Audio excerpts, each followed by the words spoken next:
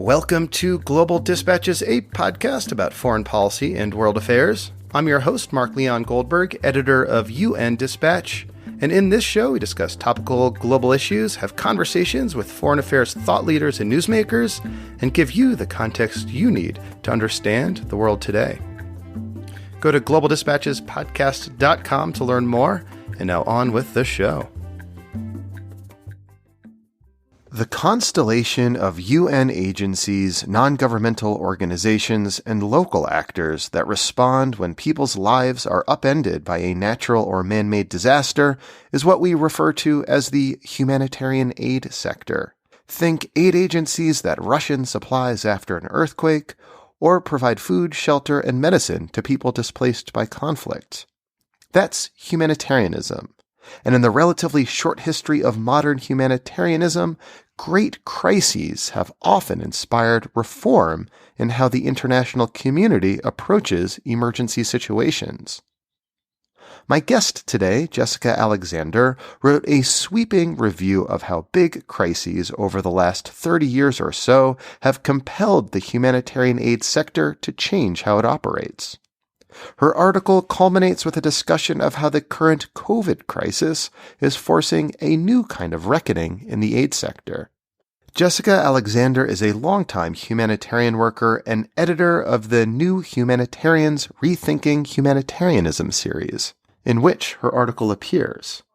Jessica Alexander is also the author of a book I'd highly recommend called Chasing Chaos: My Decade in and Out of Humanitarian Aid, which offers some really fascinating ground's-eye insights into the world of humanitarian aid.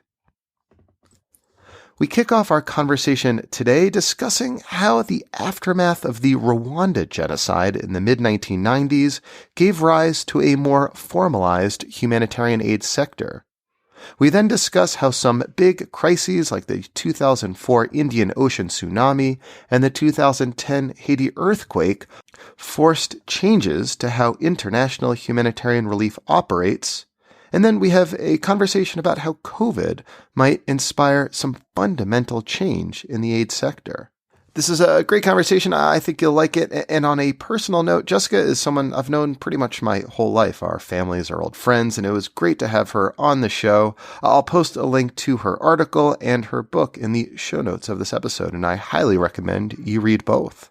Finally, I'm recording this introduction to the episode just a few hours after the World Food Program won the Nobel Peace Prize. WFP is, of course, a key member of the humanitarian community that we discuss at length in this conversation. It's one of the larger global humanitarian relief organizations in the world.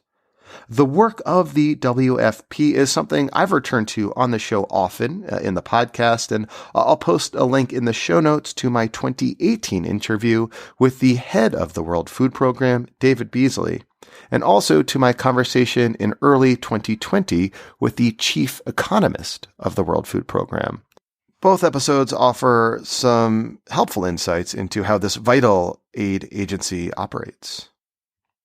All right, now here is my conversation with Jessica Alexander. I started my piece with Rwanda because it really was a watershed moment for humanitarianism, the humanitarian sector, I think for a number of reasons.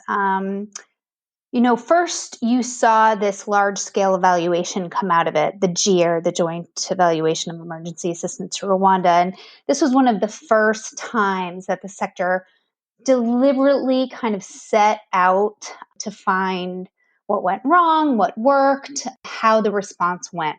So there was huge investment in kind of evaluating our performance. And I think that in itself was a big moment. But the evaluation revealed a lot of flaws in the response. It highlighted, interestingly, some of the things that still plague the sector today. So things like poor coordination, which there have been improvements over time with, but there was poor accountability to affected people. Again, improvements today on that. And this big exposure of aid being directed to the perpetrators of the violence. So this was, a very public evaluation laying out the sector's inability to handle some of the very nuanced contextual factors, which led to the camps being staging grounds for genocidaires to regroup and for cholera also to break out under the watch of humanitarians. So it was Yeah, a it was like a real, massive cholera outbreak, right, in the yeah. DRC, Eastern DRC, because those who built the camps didn't sort of have perhaps the professional expertise to build them in a way that might mitigate the spread of diseases like cholera. Right. Well, I mean, I think, to be fair, people just kind of fled to Goma, to DRC, and they plopped themselves down right on this volcanic rock. It wasn't sort of a pre-planned camp. Humanitarians went in to operate there, but people were already like there, and so the conditions were rife for cholera to spread. But they didn't kind of go out once a few cases started appearing. They didn't go out and proactively do the public health messaging and the work to prevent a wide scale outbreak of cholera. So, it was a real wake up call to say, hang on a second, we need to professionalize here, right? It's not good enough anymore just to be doing this out of a notion of charity or, this idea that we're doing good, because we didn't do good. And in fact, we did, very bad. Not only the cholera incident, but also, perpetuating the conflict. And, that was a really controversial moment for the humanitarian aid sector. Do you stay or do you go when you know that part of the aid is being redirected to some of the people who were genocidaires in the first place and were using that as a staging ground to, continue attacks. So, aid was really discredited. I mean, I think the sector was discredited, not only by the GEER, but also, the Red Cross's big world disaster report at the end of the 90s, highlighted these accusations of poor performance and, that aid was capable of doing more harm than good. So, the sector was pretty battered, but in its, what it did was kickstarted this push for professionalization, and for just basic standards of operating that we could adhere to, and some consistency of responses, right? And so, Well, that's one of the, I think one of the big points hammered home in your piece is that, the aftermath of the Rwanda genocide led to a professionalized aid sector, whereas before it was dominated by people perhaps motivated by good intentions, but not necessarily technical expertise. absolutely. Yeah. And you did see this shift in professionalization. You did see more awareness of the standards and an acknowledgement that we have to do better. And not just an acknowledgement, actual standards that were developed in the aftermath that, there's no regulatory body that, makes organizations adhere to the standards, but at least some metric by which organizations could try to aspire to or had to operate under. And I think it did propel the sector to improve. You saw also out of the late 90s, new universities dedicated to humanitarian response. It was now a profession, one that you needed to get training to be qualified for. And so I think that had a lot of advantages. There were some unintended disadvantages, which we can get to later. But that's what emerged sort of at the end of the decade were a number of mechanisms to try to achieve, better, more accountable, more professionalized, standardized humanitarian assistance. And is it fair to say that the first real big test to this, newly professionalized aid sector is the 2004 Indian Ocean Tsunami, which, to remind people is, I don't know, probably like the single to this day, or maybe the Haiti earthquake exceeds it, the single sort of deadliest natural disaster of the sort of modern post-World War II era, right? This was the first big challenge to that system. Yeah, I mean, there were, of course, that was about a decade later. So there were a number of conflicts and other disasters that happened in between that time. But absolutely, I mean, and let's be fair here too. Like the tsunami was a disaster. It was not a result of a conflict, and so it was a very different kind um, of humanitarian response that was required. But yes, I mean, I think certainly in terms of publicity and the scale of, as you said, the deaths as well as the amount of funding and attention to the response, it dwarfed anything that had happened between, I think, Rwanda and that event, which was in near Christmas time of 2004. So late 2004, early 2005, which is when the response was. And so, yes, many of these initiatives were then put to the test. So you did have a cluster system, or I'm sorry, you didn't have a cluster system. You did have sphere standards at the time, but there were again, a number of flaws, and the progress that was made since Rwanda, I think was seen to be more perhaps rhetorical than that of reality or making a difference for people on the ground. So what did the response reveal in terms of the deficiencies of the aid sector? Sure. I mean, I think the first thing, and this isn't necessarily of the aid sector, but of the governments, was a complete lack of preparedness. And there weren't early warning systems, so many more people died than had to have. If there had been tsunami warnings, if people had been educated about what to do, what a tsunami even looked like, they could have gotten to higher ground. There was enough time to do that, but there was a ton of money being donated. You had this endless stream of media coverage. As I said, it was right around Christmas time. People, were giving donations, and it was this sort of blameless, natural phenomenon that had happened, unlike a conflict that was very difficult to maybe explain in a short soundbite. I mean, here you had tons of media pouring attention to the disaster, this huge wave. Oh my gosh, what should we do? And so you had a ton of money being spent on it, and more money than I think agencies knew what to do with or could actually absorb in the context. And so they were tripping over each other literally. And I wrote about this in the article, but what I was there doing an evaluation for a large UN organization, and they were setting up a child friendly center in one area, and there were dozens of them within walking distance, more than the children in the community could even fill. And so it led to this very strange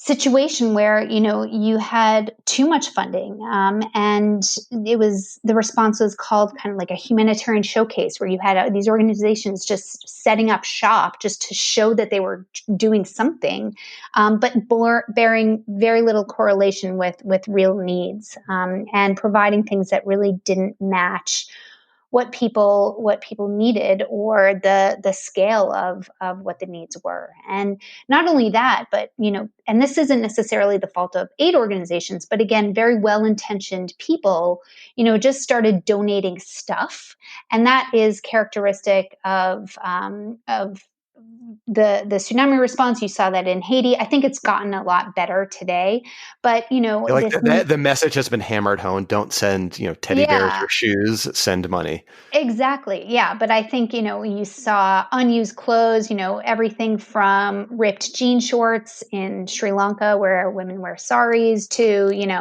Santa costumes, which were just, rotting on the side of the road. And then you have like harmful stuff like medicines, people just clearing out their medicine cabinet and sending stuff. Again, well-intentioned, but without any sort of conception of how this will impact the response, which is slow it down, take time away from civil servants who are now needing to sort through all this stuff coming through the airport. And so those were some of the problems. But the biggest problem was this lack of coordination. And I think that, was important. That's, a major feature of the response, because this is what really pushed the humanitarian sector to reform and introduce the cluster system, right? Yeah, so that's a big, I think, inflection point in the aid sector in general, is in the aftermath of all these duplicative efforts and non-coordinated efforts that you just described. This cluster system emerged. Can you, that cluster system, exists to this day as the way in which humanitarian agencies work with each other to respond to natural disasters. So can you just briefly describe for those who are unaware what the cluster system is? Sure.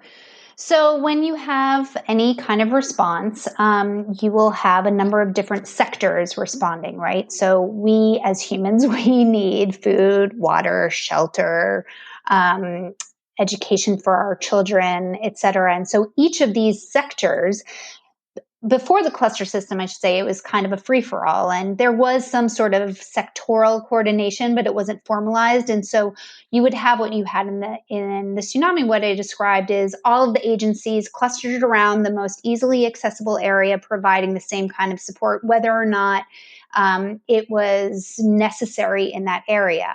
Now with the cluster system, you have a lead agency. So you know that, for example, UNICEF is going to be coordinating all of the organizations working on water and sanitation, right?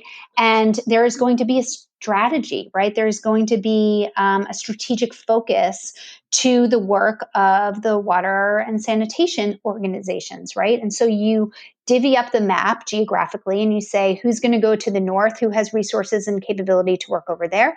Who's going to go to the west? There are needs over there. What is going to be the strategic priorities of our response? And have some uniform standards by which we do them, so that one community doesn't get X and the other community gets Y, which leads to tensions.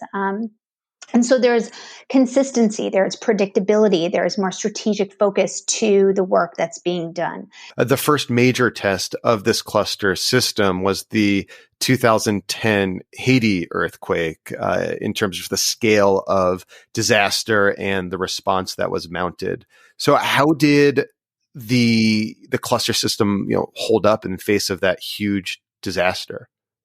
Well, I would say, it wasn't the first place that the cluster system was put to the test. The cluster system had been operating for a long time, since 2005 when it was introduced. So there were 5 years in between to kind of smooth out some of the issues, and it had been rolled out already in all of the countries. But yes, and my piece too, was very selective in terms of the crises that I could cover. But it was the next big sudden onset disaster, where, again, you had very little early warning. There weren't contingency plans in place, where you had the massive influx of the cluster system. And, it did what it was intended to do. The response was coordinated, but what you saw, I think, by that point was that it was very focused on the international organizations, right? And I mentioned in the piece, and this is a story that I think anybody who worked in the Haiti response recalls, is, that there was this exclusion of local actors in the very meeting. So we talk about, trying to include local capacity, but at the same time, our systems, and the cluster system in this case, had evolved to a certain point where they weren't even entering the tent under which these meetings were taking place. And so it's a very kind of exclusive international Or holding club. the meetings in English as opposed to French. Exactly. Holding them in English, holding them in acronym speak. I mean, even I walk into those meetings and I'm like, wait, what are we talking about? I speak English, obviously, and it's a very intimidating space. And if one, you don't speak the language, two, you're not familiar with the whole jargon and the, procedures of the UN. I mean, it can be a very intimidating and place to participate. And so, and not to mention that it's not just that they couldn't get into those tents because of security reasons, which I think were ultimately resolved, but they're held in the capitals, right? And many local organizations might not be based there, and so to ask them to drive 2 hours to get to a meeting where their contribution isn't going to even be asked for is kind of ludicrous, right? And so I think at that point, there was this really, there was good work done by some of the agencies. There was huge obstacles to the Haiti response that were out of the control, I would say, of the humanitarian sector that really came down to Haiti just being a failed state and poor governance and rife corruption. But it did point out once again that you had this lack of accountability to affected people, this lack of inclusion with local organizations, with really hampering the quality of the response.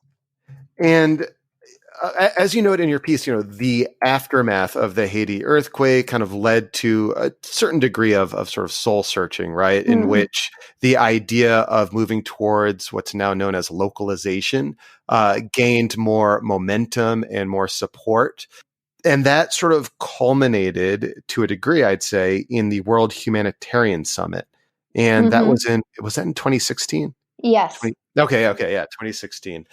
Can you just sort of describe, what we mean when we say localization, and how that was included in like the discussions in Istanbul? Sure. Um, well, it was one of the big features, I would say, of the Istanbul meeting. There were a ton of items on the agenda, which I didn't have space to go into in my piece, but it was really this culmination of ideas and issues that have been circulating in the sector for a while, but it really gave space and momentum to them, especially localization, which, by the way, is many people think of it as a pejorative word, and actually, the word itself points out, how still top-down Western Yeah, dominated the we could sector call it is. like But deforeignization. yeah, okay.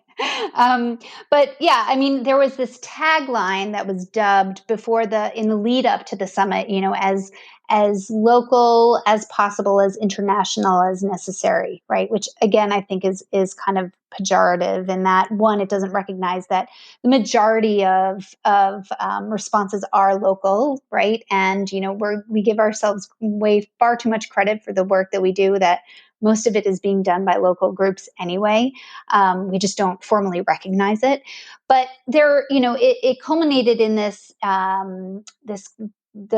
part of the grand bargain commitment, was around localization. And one of those is around to give more power. And by power, we mean funding to local organizations. And I said the grand bargain is like the what they termed the outcome document from this summit. Is that right? It was a set of key commitments that organizations could sign up to, right? And one of those was around cash. One of those was around localization, right? And there were a number of them.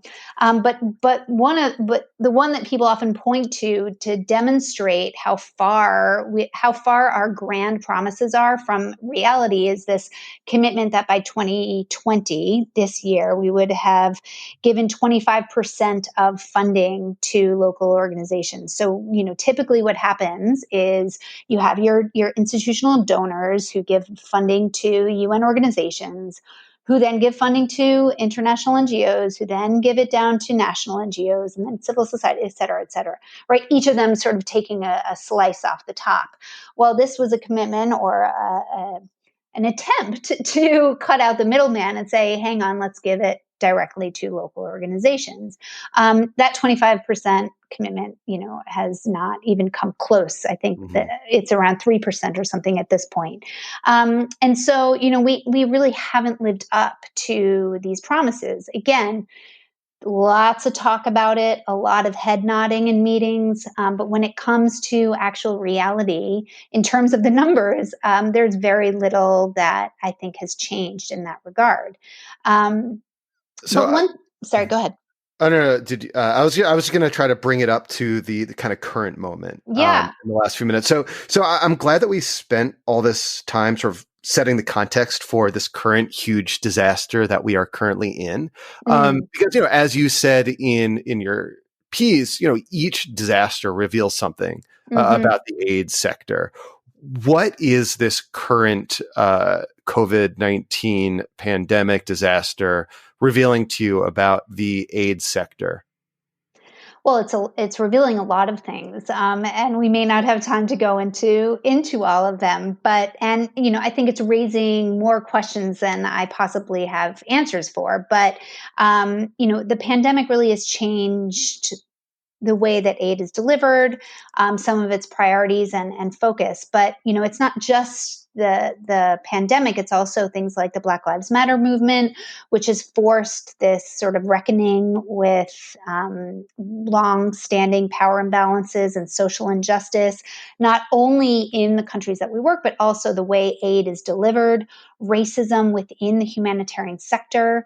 A lot of the Rethinking Humanitarian series has covered that and talked about the need to decolonize aid.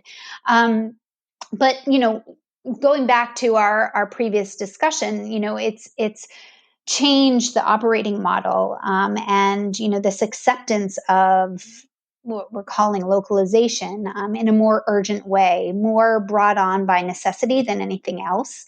Like you Um, can't fly staff from Geneva to, Cox's Bazar as easily today. exactly So right. you're going So to want to so work with local organizations who are already there. Right. So planes are grounded. You have to quarantine. We're not flying in and out of these places and parachuting in the way that we used to, which, remains to be seen, a good thing, bad thing, nothing changes. We don't know. But what it is doing is sort of changing this operating model. And so we're doing a lot of the things that we said that we should be doing, providing technical assistance, as opposed to being the assistance, being more complementary to locally driven responses than us leading the response.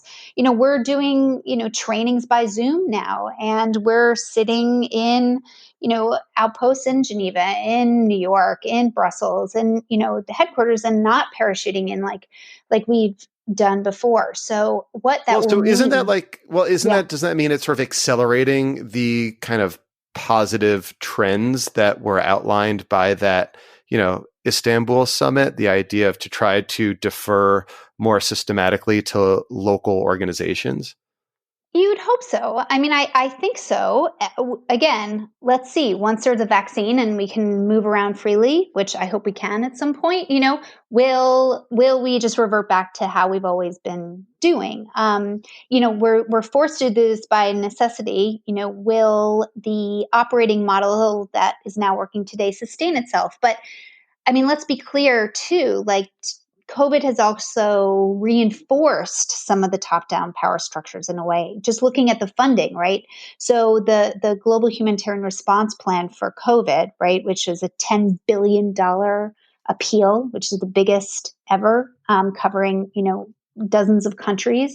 The lion's share of funding for that has gone still to WHO, still to WFP, the UN agencies, and so, you may see local actors doing more on the ground, and they're having more visibility just because we're sort of out of the way. But, it's still, the funding streams are still going the same way. And that's, again, because donors still aren't able to give directly to local organizations. They're very risk averse, and so they're more comfortable with going with who they know.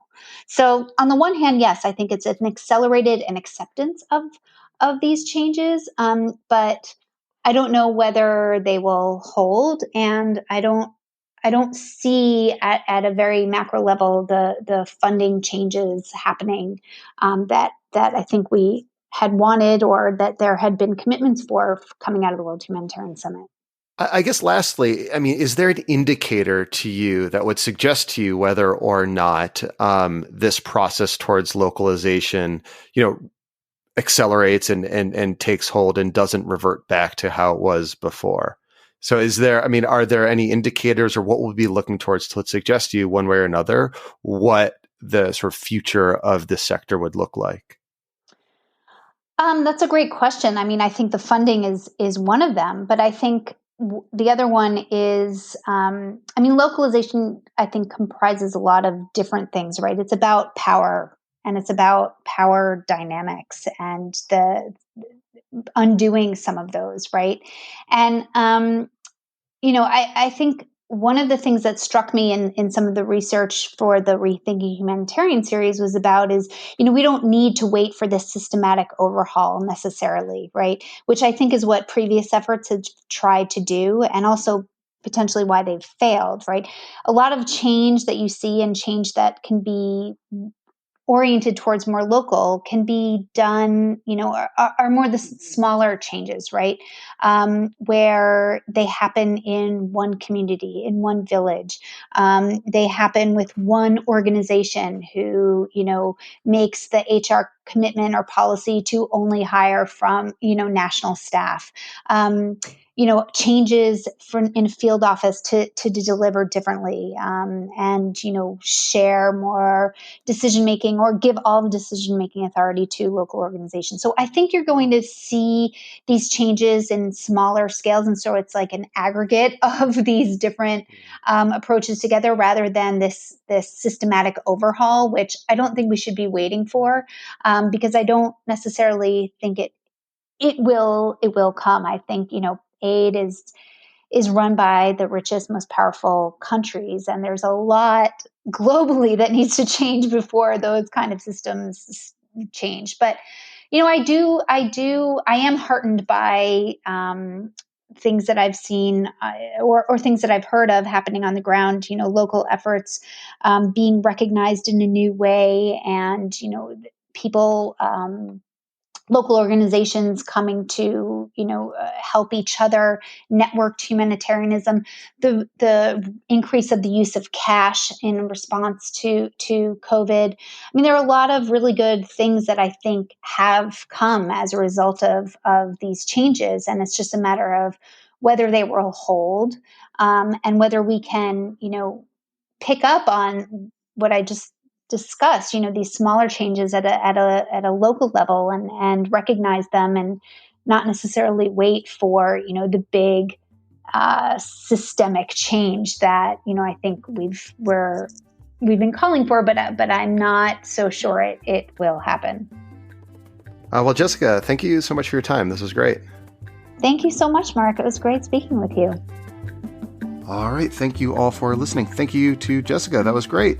And one thing that Jessica asked me to point out, to emphasize, is that this idea that she brought up at the end of our conversation of not needing to wait for systemic overhaul, it comes from Danny Sriskandraja, who's the CEO of Oxfam Great Britain. And it is an idea that will be featured in a forthcoming story as part of the Rethinking Humanitarianism series in The New Humanitarian. And again, I'll post links to that series in the show notes and on globaldispatchespodcast.com. All right, thanks so much. We'll see you next time. Bye.